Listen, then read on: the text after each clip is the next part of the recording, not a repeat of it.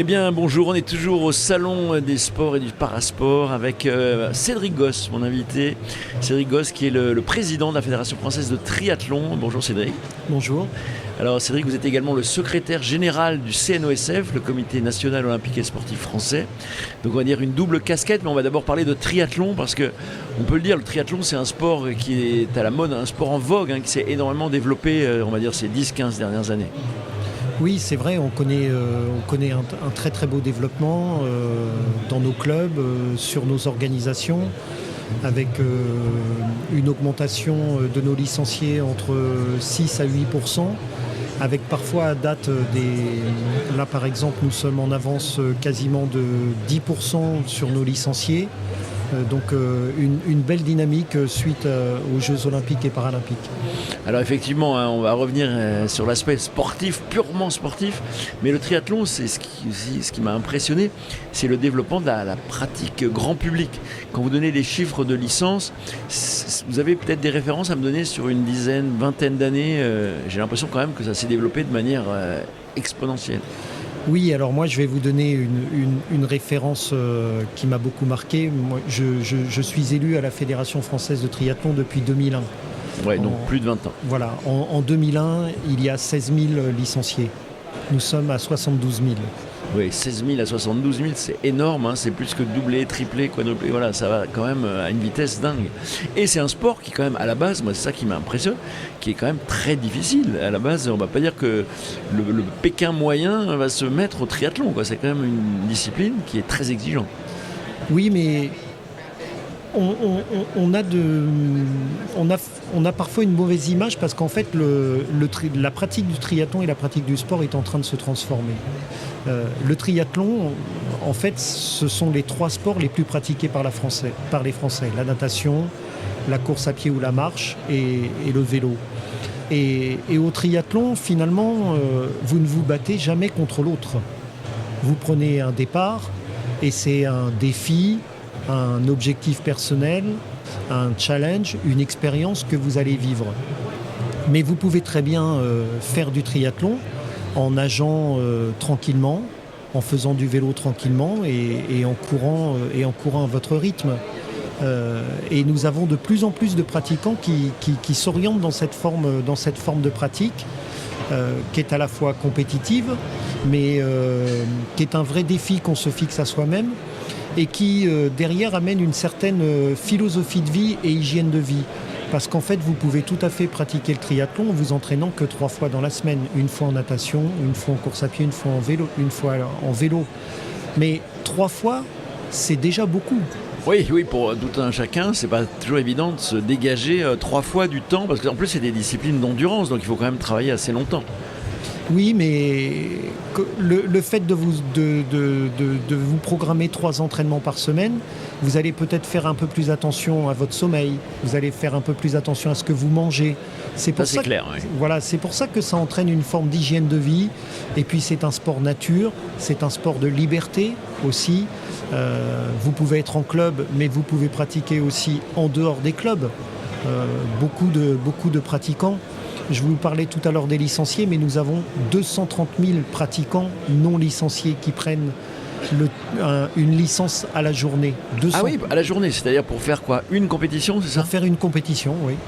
Alors je crois justement que votre licence évolue, j'ai vu ça sur le site de la Fédé. Il y a une nouvelle forme de licence qui s'appelle la licence expérience. Vous pouvez peut-être nous expliquer ce que c'est que la licence expérience?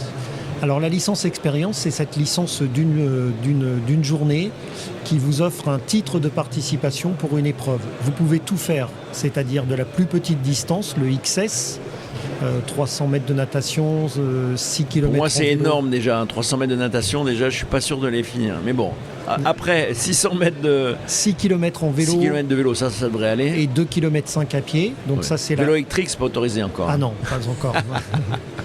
Mais ça c'est la plus petite distance au format que l'on connaît sous le label Ironman, 3 km 8, 180 et le marathon, 42 km. Donc avec cette licence expérience, vous pouvez participer à ces différents triathlons. Et licence expérience parce que c'est véritablement ce que vivent nos pratiquants lorsqu'ils s'engagent. C'est vivre une expérience sportive, émotionnelle, en allant sur cette épreuve. Et au travers de cette appellation, en fait, on souhaite, nous, au sein de la fédération, porter une véritable réflexion sur la question de la licence. C'est-à-dire quels sont les services associés quand on est licencié à l'année, quand on est licencié sur une seule journée.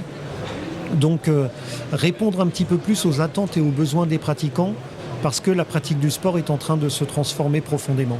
Alors il faut parler aussi un peu d'argent. Combien ça coûte une licence expérience si je veux pratiquer à un triathlon ? Alors il y a des tarifs très différents. Vous allez avoir des tarifs qui vont de 5 €, 20 € et 40 €. Selon la distance ou selon le... Tout à fait, selon la distance, oui. Et alors justement, quand vous parlez d'expérience, est-ce qu'on peut imaginer des expériences familiales avec papa, maman et les enfants qui font du triathlon dans la même journée, dans on va dire la même épreuve globale ?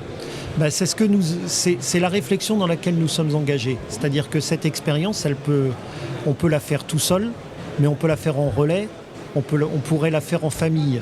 Donc voilà, c'est cet axe-là que je souhaite que nous exploitions un petit peu plus. Oui, d'accord. En relais, là, vous pouvez peut-être expliquer. On ferait par exemple des relais famille avec 2 ou 3 ou 4 membres de la même famille dans un même relais, c'est ça ? Oui, en relais, c'est-à-dire vous pouvez être à 2, un qui fait la natation, l'autre qui enchaîne le vélo et la course à pied, ou 3, chacun fait une épreuve. Ça se développe énormément, le triathlon relais. Alors, pour parler du triathlon de manière plus générale, c'est quand même un sport, vous n'allez peut-être pas me contredire, qui est quand même assez dur, assez difficile physiquement. Est-ce que ça correspond quand même à une évolution ? Parce qu'il n'y a pas que ça comme pratique qui se développe. Il y a le running évidemment qui se développe énormément, mais il y a aussi le trail. On va dire que c'est des disciplines un petit peu apparentées au triathlon. Comment vous expliquez, vous, le développement de toutes ces disciplines un petit peu, on va dire, d'endurance ? Je crois que la notion de défi, la notion aussi de se programmer quelque chose un objectif qui demande de l'entraînement, de réfléchir sur sa qualité de vie, son hygiène de vie, c'est cette ambition-là qui est en train d'un petit peu de se développer au travers des sports d'endurance.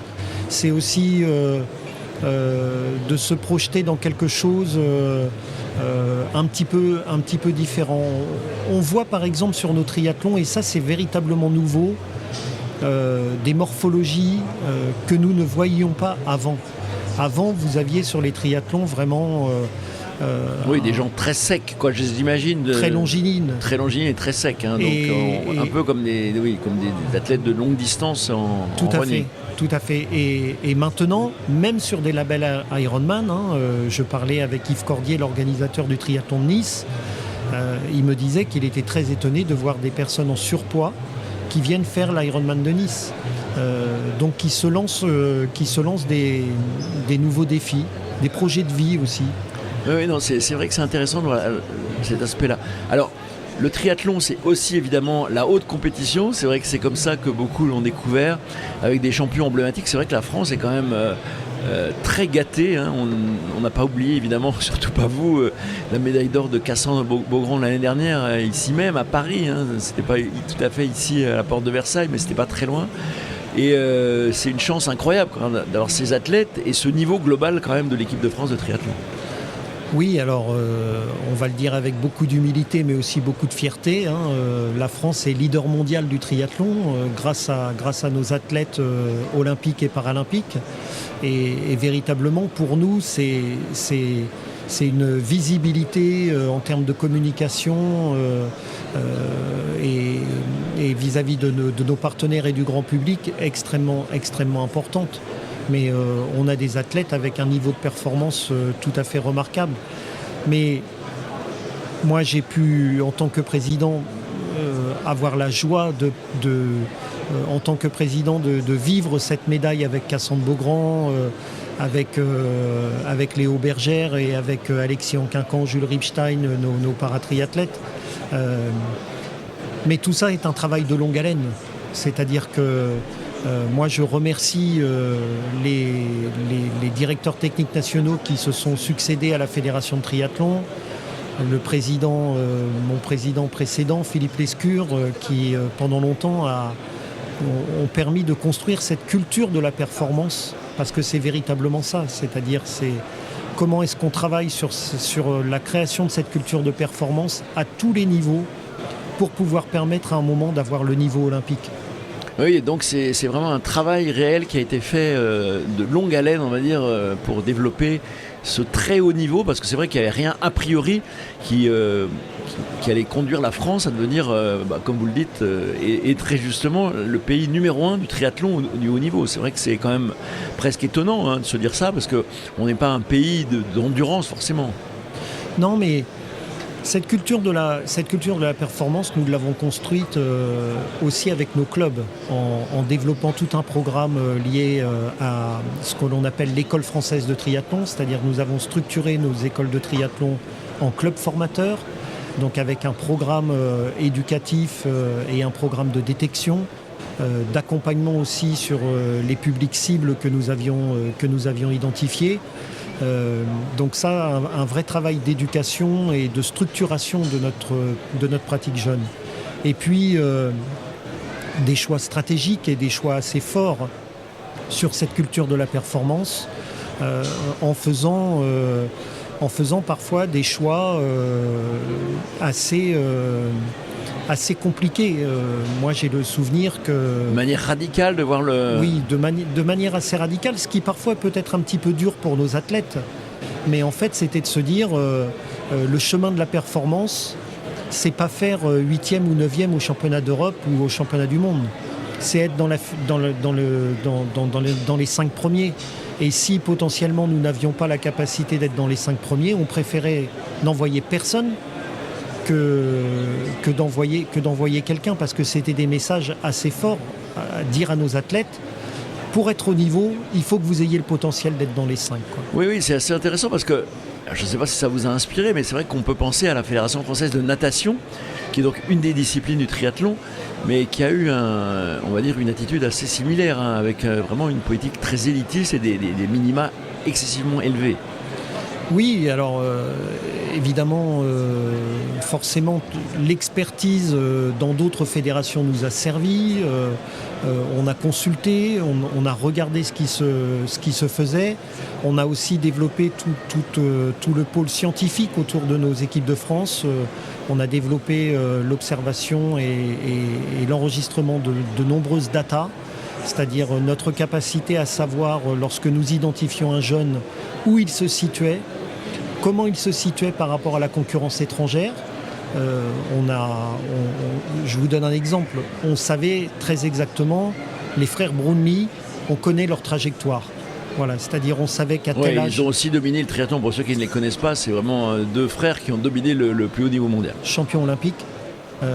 Donc on savait exactement comment se comparer à eux. Donc ça nous donnait des éléments de repère. Et pour aller plus loin et vous donner un exemple, nous, évidemment, c'est très bien pour un jeune, mais nous savons dans notre fédération qu'aucun champion de France minime de triathlon est devenu un athlète de très haut niveau derrière. Ah bon ? Ça, c'est étonnant un peu. On va se dire, il ne faut pas être fort trop jeune, c'est ça l'idée ? Voilà, en fait, cette performance, elle se construit dans le temps. Vous l'avez dit, le triathlon est un sport exigeant qui est à maturité lente, donc qui demande beaucoup d'années d'entraînement. Et quand nous avons un champion de France minime qui s'entraîne déjà 20 heures semaine, nous savons que son potentiel de développement est presque atteint. Très intéressant, et ça pourrait vraiment s'appliquer à de très nombreux sports, parce que moi je connais très bien le tennis, et je sais que le tennis, il y a beaucoup de jeunes qui performent à 12 ans, 13 ans, 14 ans, et qui après n'arrivent pas du tout à faire une carrière. Et c'est vrai que j'avais jamais pensé à cet angle entraînement. Effectivement, si vous êtes déjà dans des doses d'entraînement maximales à 12-13 ans, ce qui est le cas en tennis, ça je le sais, c'est vrai que ça peut être finalement un handicap pour un potentiel futur de développement en fait.